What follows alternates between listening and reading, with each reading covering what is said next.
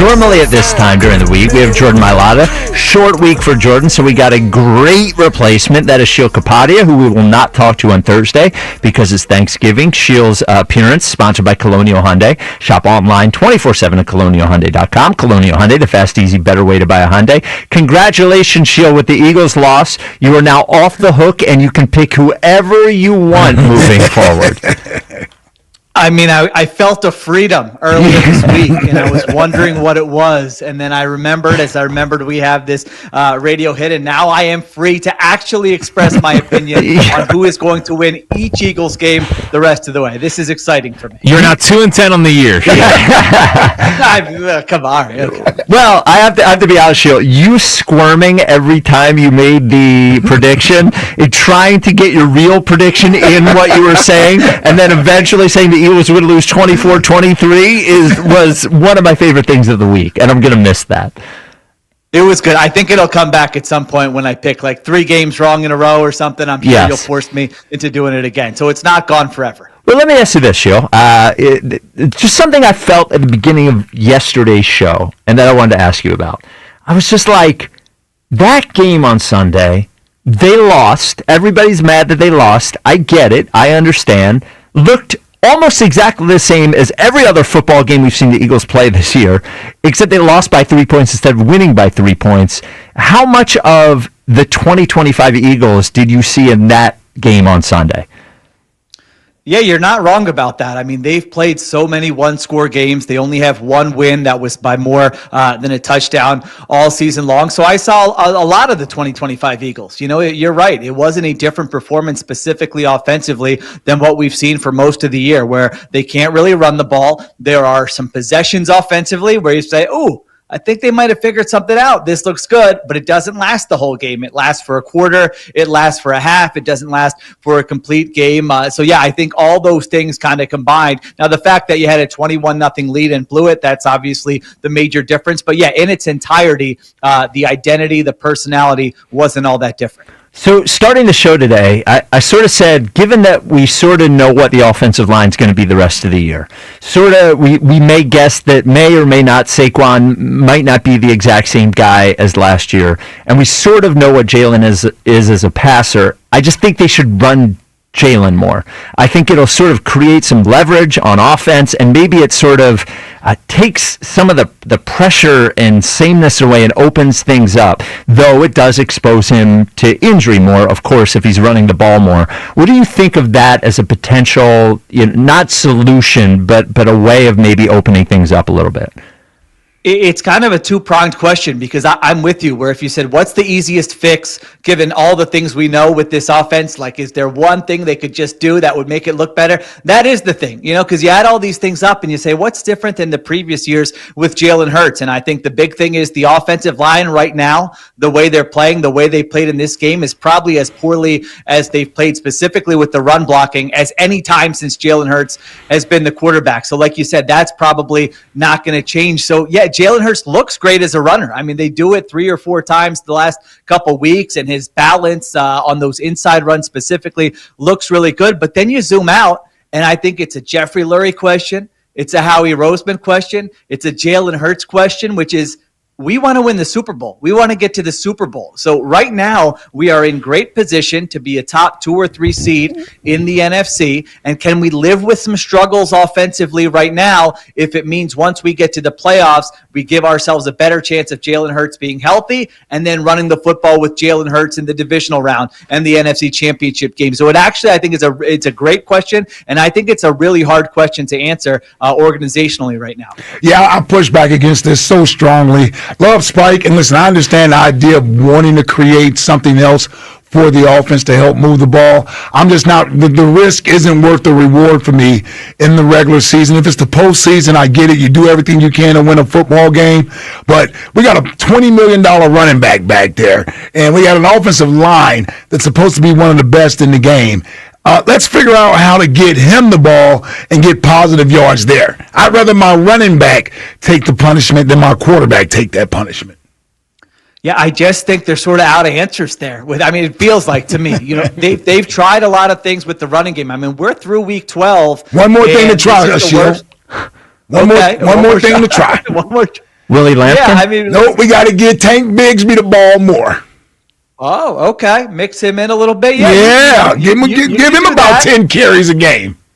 Okay, yeah, rotate a little bit. I mean, they did try things last week, different run schemes, and it's just the blocking right now and I don't know everyone's health status on the offensive line. It just looks totally different from last year. If you're saying what's so different than last year, is just Saquon Barkley is getting hit behind the line of scrimmage. They're not enforcing their will at the line of scrimmage. To me, it's really been the foundation of all the issues we've had with this Eagles team all season long. That's been the thing where they can't figure that out, and that's supposed to be what makes everything else so easy.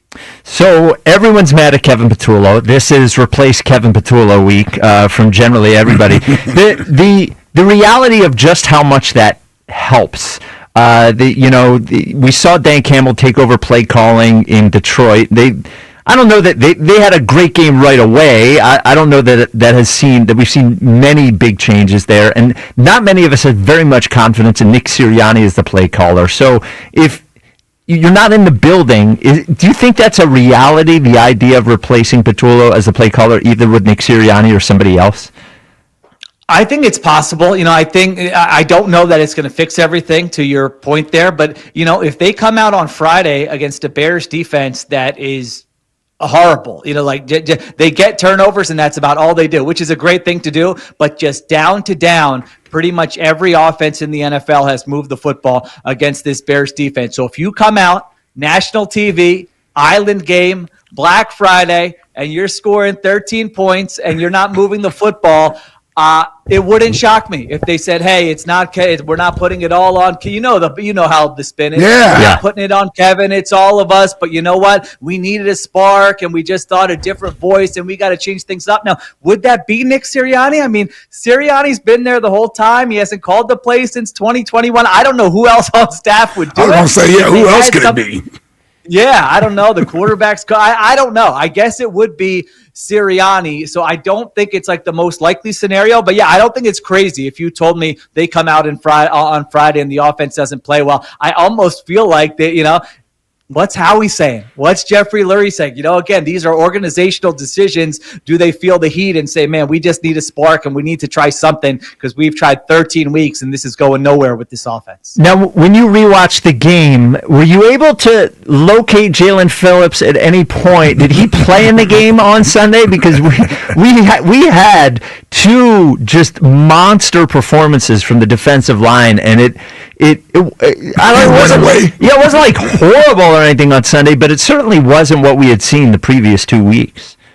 Yeah, it wasn't as impactful. He did, as I felt the same way watching the game live. When I rewatched it, there were some times where I did notice him with some victories, but the Cowboys did a great job, and this is a good kind of segue to what the Bears like to do anyway with their play action, with the way that really does help the offensive line. And when you create that little uncertainty when the quarterback's under center and you're doing a blocking scheme where like the guard's pulling and now all of a sudden everyone's saying, wait, is it a run? And it just causes a little bit of uncertainty. I mean, the Cowboys did a tremendous job of that. They used motion. They used all these different tactics that you can do to help out your offensive line. It really was a smart game plan by Dallas. And I think those things slowed down the pass rush. And I think those are things that you can see Ben Johnson and the Bears do this week as well. And we're seeing that if the Eagles pass rush doesn't win consistently, especially now with the injuries, it's just going to be tough. You don't have the bodies on the back end in the secondary to hold up against these good offenses.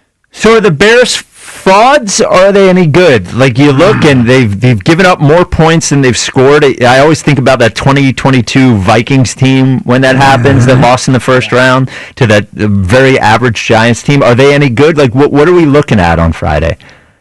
Yeah, well, there is a fraud factor for sure. If you look at it, the last 10 years, at this point in the season, there have been 70 teams that have had at least 8 wins, and the Bears are only one of 2 teams that have a negative point differential. They've been outscored by 3 points on the season, yet they are 8-3, which is very uncommon. Now, for them, they're kind of a fun fraud team because their offense is pretty good. They can create explosive plays. They can run the ball. Defensively, they don't have a great pass rush. They've had injuries in the secondary. They played last year without 3 linebackers. So again, this is where, we've talked about the offense all season long, really for 2 years. This is the game to me this year where, again, I'm going to be full 1 out of 10, 10 on the panic scale if the Eagles come out and cannot move the football against this defense. That would be very, very troubling for their Super Bowl prospects. Well, we've all been waiting for it, Sheil. No one more than you. Make an honest pick and not taking one for the team and picking against the Eagles just because we need you to. Actually, I get to make a real pick this week. I'm very excited. Congratulations. What is your real pick? Eagles-Bears Friday, 3 o'clock. Blackout game. I don't know if you heard that. I almost want to do 24-23 just for tradition. I don't like changing my life. So I'm tempted to do that, but I'm not going to do that. I think both teams are going to be able to move the football here. I do think the Bears are going to be able to scheme up some explosive plays with the injuries the Eagles have there in the secondary. I think it's going to go back and forth. I think it's going to get tense. I am going to pick the Eagles to get right offensively. Will it into existence finally as we enter December? And I'm going to go Eagles 27. The run game gets going a little bit. Bears 23. So I can't change too much from 23. No. Very close. 27-23. I do think it's a closer game than maybe the line indicates here. There he is, the great Sheil Kapadia of The Ringer. Sheil, thank you as always, and happy Thanksgiving, and have a great weekend. All right. Happy Thanksgiving, you guys. Talk to you next week. Take care. There he is, the great Sheil Kapadia.